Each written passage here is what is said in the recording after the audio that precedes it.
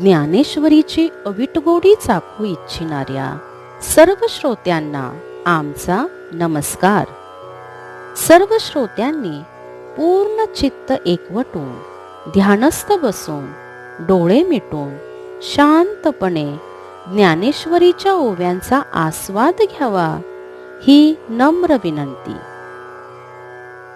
अध्याय 7 ज्ञान विज्ञान योग. भाग 1. भगवंताने 6व्या अध्यायाच्या शेवटी अर्जुनाला ब्रह्मज्ञान प्राप्त झालेल्या ज्ञानयोग्याचे वर्णन करून तो ज्ञानयोगी हो असे सांगितले. या अध्यायामध्ये आपले समग्र ज्ञान ज्याने होईल असा ज्ञान, विज्ञान आणि अज्ञान याचा विचार सांगणार आहेत. भगवंत अर्जुनाला म्हणतात, तुला मी आता विज्ञानासह ज्ञान सांगतो, ते ऐक. प्रपंचाला विज्ञान म्हणतात. तो सत्य समजणे हे अज्ञान होय. तर्क आणि जाणीवेचा जेथे शिरकावही लागत नाही ते ज्ञान होय. जीवनमुक्त पुरुषाचे अज्ञान नाहीसे होते आणि विज्ञान बाधित होते, तर वृत्तीरूप ज्ञान ब्रह्मस्वरूप होते. म्हणून विज्ञानाचा निराश करून ज्ञानाची प्राप्ती व्हावी लागते. तेव्हा त्या ज्ञानप्राप्ती अगोदर तुला विज्ञान सांगतो. ओवी क्रमांक 1. आईका मग तो अनंतो पार्था ते असे म्हणतो, पैगा तू योगयुक्तो झालासी आता. मज समग्रा ते जाणसी ऐसे, आपुलिया तळहातीचे रत्न जैसे. तुझ ज्ञान सांगेन तैसे विज्ञानेसी. एथ विज्ञाने काय करावे, ऐसे घेसी जरी मनोभावे. तरी पै आधी जाणावे तेची लागे. मग ज्ञानाचिये वेळे, झाकती जाणीवेचे डोळे. जैसी तिरी नाव नढळे टेकिली शांती. तैसी जाणीव जेथ न रिघे, विचार मागुता पाऊली निघे. तर्कू आयनी नेघे आंगी जयाचा. श्रोते हो ऐका. मग श्रीकृष्ण म्हणाले, अर्जुना, तू आता खरोखरच योगाच्या ज्ञानाने युक्त झाला आहेस. तळ हातावर घेतलेल्या रत्नाप्रमाणे मला तू संपूर्णपणे जाणशील असे प्रपंच ज्ञानासह तुला स्वरूप ज्ञान सांगतो. येथे प्रापंचिक विज्ञानाशी काय करायचे आहे अशी जर कल्पना असेल तर तेच अगोदर समजणे जरुरीचे आहे. कारण स्वरूप ज्ञानाच्या प्रसंगी प्रापंचिक जाणतेपणाचे दुर्लक्ष होते. ज्याप्रमाणे नदीच्या तीराला नाव टेकली असता ती पुढे जात नाही, ज्याप्रमाणे जेथे बुद्धीचा प्रवेश होत नाही, जेथून विचार माघारी फिरतो, ज्याची तर्कालाही वाट सापडत नाही, त्याचे नाव ज्ञान होय. अर्जुना तया नाव ज्ञान, येर प्रपंचु हे विज्ञान. तेथ सत्य बुद्धी ते अज्ञान हे ही जाण. आता अज्ञान अवघे हरपे, विज्ञान निशेष करपे. आणि ज्ञान ते स्वरूपे होऊन जाईजे. ऐसे वर्म जे गूढ, ते किजेल वाक्यारूढ. जेने थोडे न पुरे कोड बहुत मनीचे. जेने सांगतयाचे बोलणे खुंटे, ऐकतयाचे व्यसन तुटे. हे जाणणे साने मोठे उरोने दी. ज्ञानाहून वेगळा जो प्रपंच ते विज्ञान आहे. प्रपंच खरा आहे ही कल्पना अज्ञान आहे असे तो समज. आता अज्ञान संपूर्ण नाहीसे होईल आणि विज्ञान नष्ट व्हावे आणि आपण केवळ ज्ञानस्वरूप होऊन राहावे. असे जे गूढ रहस्य ते मी तुला सांगणार आहे. त्याच्या अल्पशा प्रतिपादनानेही मनाचे पूर्ण समाधान होईल. असे झाले म्हणजे वक्त्याचे प्रतिपादन थांबते. श्रोत्याचाही ऐकण्याचा छंद नाहीसा होतो आणि हे ज्ञान लहान मोठा असा भेद राहू देत नाही. पैगा मनुष्यांच्या सहस्त्रशा माझी विपाईले याची येत दिवसा, तैसे या दिवसे करा बहुवसा माझी विरळा जाणे. जैसा भरले या त्रिभुवना आ तू एक एकू सांगू अर्जुना, निवडून की जे सेना लक्षवरी की तयाही पाठी, जे वेळी लोह मांसा ते घाटी, ते वेळी विजयश्रियांचा पाटी एकची बैसे.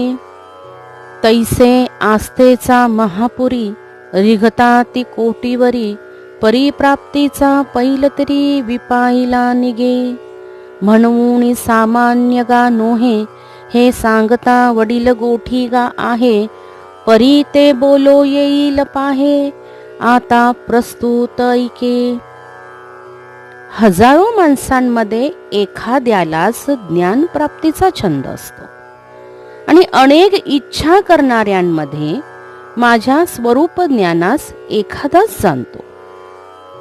ज्याप्रमाणे त्रैलोक्यात एकेका निधड्या शूरास निवडून लक्षावधी सैन्य तयार करावे, असे शूरवीर निवडल्यावर शस्त्रास्त्रांचे घाव सोसून त्यापैकी एखादाच वीरसैनिक विजयलक्ष्मीच्या सिंहासनावर बसतो. त्याप्रमाणे स्वरूपज्ञान लालसेच्या महापुरात कोट्यावधी पुरुष उड्या घेतात, पण त्यातील काही थोडेच पैलतरी पोहोचतात. म्हणून हे कथन सामान्य नाही, याचे महत्व असामान्य आहे. परंतु तरीही मी तुला सांगण्याचा प्रयत्न करतो, तर ऐक. तरी अवधारी गा धनंजया, हे महदादिक माझी माया, जैसी प्रतिबिंबे छाया निजांगाची, आणि येते प्रकृती म्हणिजे, जे अष्टदा भिन्न जाणिजे, लोकत्रय निपजे ये स्तव. हे अष्टधा भिन्न कैसी, ऐसा ध्वनी धरिसी जरी मानसी, तरी तेची गाता परियेसी विवंचना.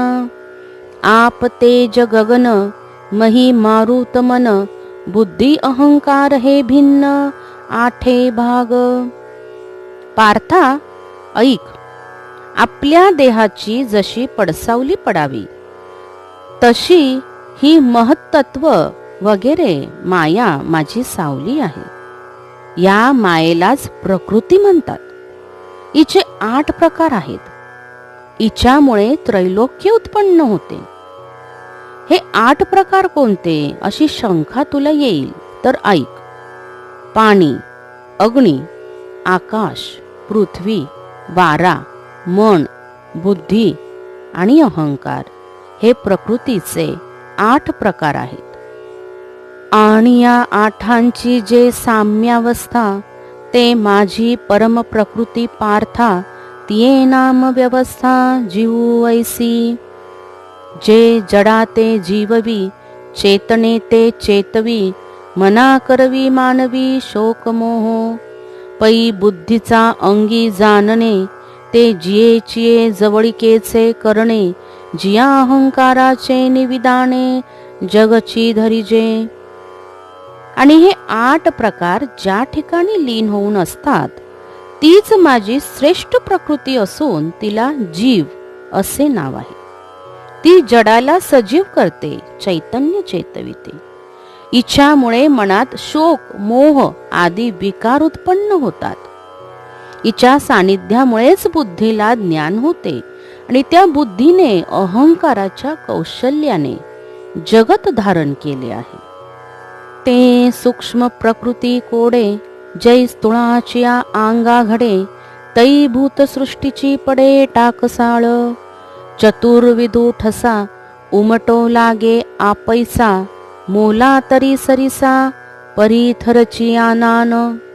होती 84 लक्ष थरा, येरामिती नेणिजे भांडारा, भरे आदिशून्याचा गाभारा नानियासी.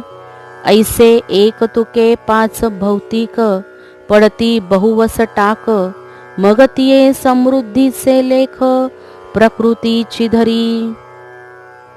ती सूक्ष्म परा प्रकृती कौतुकाने स्थूल स्थिती धरते.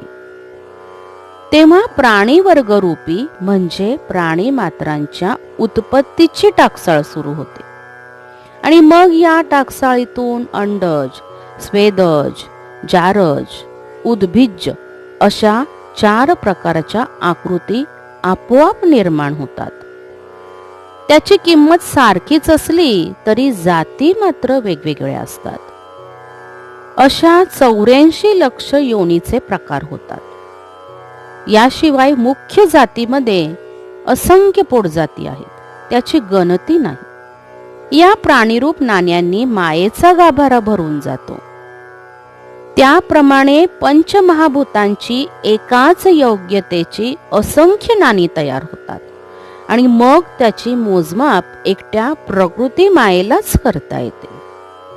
जे आखुणी नाणे विस्तारी, पाठी तयांची आटणी करी, माझी कर्मा कर्माची व्यवहारी प्रवर्तू दावी. हे रूपक परी असो, सांगो उघड जैसे परियेसो, तरी नाम रूपाचा अतिसो प्रकृतीच कीजे. आणि प्रकृती तव माझ्या ठाई, बिंबे येथ आन नाही, म्हणून आदी मध्य अवसान पाही जगासी मी. या नाण्यांच्या आकृतीची नीट योजना करून त्याचा प्रसार करते. तेच नाणे पुन्हा आटवून टाकते. दरम्यानच्या काळात प्राण्यांकडून कर्माचा व्यवहार करून दाखवते. हे रूपक असो, परंतु तुला कळेल असे स्पष्ट सांगतो. तर नामरूपाचा विस्तार प्रकृतीच करते आणि प्रकृती तर माझ्या ठिकाणी समरस होऊन असते. म्हणून या सर्व जगाचा आदी, मध्य आणि शेवट मीच आहे असे समज. हे रोहिणीचे जळ, तया ते पाहता येई जे मूळ, तै रश्मी नवती केवळ, होय तो भानू. तयाची परी किरीटी, या प्रकृती झालीये सृष्टी, जय उपसंहरुणी की जे लठी, तै मीची आहे. ऐसे होय दिसे न दिसे, हे मजची माझी वडे असे, मिया विश्वधारी जे जैसे सूत्रे मनी. सुवर्णाचे मणी केले, ते सोनियाचा सुती वोविले, तैसे म्या जग धरिले सबाह्य भ्यंतरी. या मृगजळाचे मूळ पाहू गेले असता ते सूर्यकिरणे नसून केवळ सूर्यच आहे. त्याप्रमाणेच या प्रकृतीपासून झालेल्या सृष्टीचा उपसंहार होऊन प्रकृती एकटीच राहते. तेव्हा तिच्यात केवळ मीच दिसतो. याप्रमाणे जगाचे उत्पत्ती, स्थिती, लय माझ्याच ठिकाणी होतात. दोरा मण्याला धारण करतो, त्याप्रमाणे मी जगाला धारण करतो.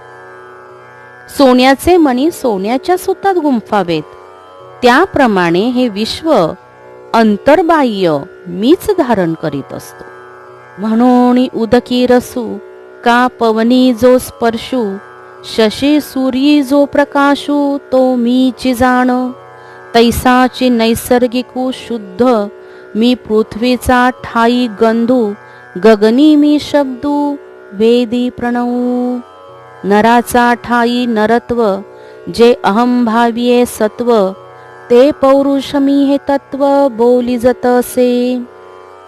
म्हणून पाण्यामध्ये रस, वाऱ्यामध्ये स्पर्श अथवा चंद्र सूर्यातील तेज मीच आहे असे समज. त्याप्रमाणे पृथ्वीच्या ठिकाणी असणारा शुद्ध सुगंध हा गुण, आकाशामध्ये असणारा शब्द हा गुण आणि वेदाच्या ठाई असणारा ओंकार स्वरूप प्रणव, हे सर्व म्हणजे स्वाभाविक शुद्ध असा मीच होय. मनुष्याच्या ठिकाणी अहंपणाचे जे पुरुषत्व आहे तो पराक्रम मी आहे. हे मुख्य तत्व तुला सांगत येत आहे. अग्नी ऐसे आहाच, तेजा नामाचे आहे कवच, ते परवते केलियासाच निज तेजते मी, आणि नानाविध योनी जन्मोनी भूते त्रिभुवनी, वर्तते आहाती जीवनी आपुलाला. एके पवनेची पिती, एके तृणास्तव जिती, एके अन्नाधारे राहती जळे एके. ऐसे भूता प्रति आनान, जे प्रकृती वशे दिसे जीवन, ते आघवा ठाई अभिन्न मीची एकी. तेजावर अग्नी नावाचे वरवरचे आवरण आहे. ते आवरण दूर केले की स्वयंसिद्ध केवल स्वरूप असे जे तेज ते मीच आहे. आणि त्रैलोक्यात नाना प्रकारच्या योनीत प्राणी उत्पन्न होऊन आपापले विशिष्ट मार्गाने उदरनिर्वाह करीत असतात. कोणी वाराच पिऊन राहतात, कोणी गवताचा आहार घेतात, कोणी अन्नावर उपजीविका करतात, कोणी केवळ पाण्यावरच पोसले जातात. याप्रमाणे प्रत्येक प्राण्याच्या त्याच्या त्याच्या प्रकृतीनुसार जो आहार दिसतो त्या सर्वांमध्ये मीच अभिन्न भावाने बसत असतो. पै आदिचेनी अवसरे, विरुडे गगनाचेनी अंकुरे, जे अंती गिळी अक्षरे प्रणवपटीची. जवहा विश्वाकार असे, तव जे विश्वाची सारिखे दिसे, मग महाप्रळय दशे कैसेही नवे. ऐसे अनादिजे सहज, ते मीगा विश्वबीज, हे हातातळी तुझ देईजत असे. मग उघड करुणी पांडवा, जै हे आनिसील सांख्याचिया गावा, तैययाचा उपेगु बरवा देखशील.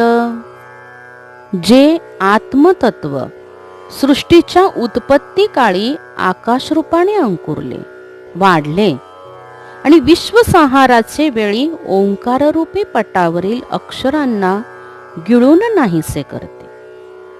हे दृश्यमान जग आहे तोपर्यंत ते विश्वाकार दिसते, परंतु महाप्रलय काळी ते कोणत्याच आकाराचे नसते.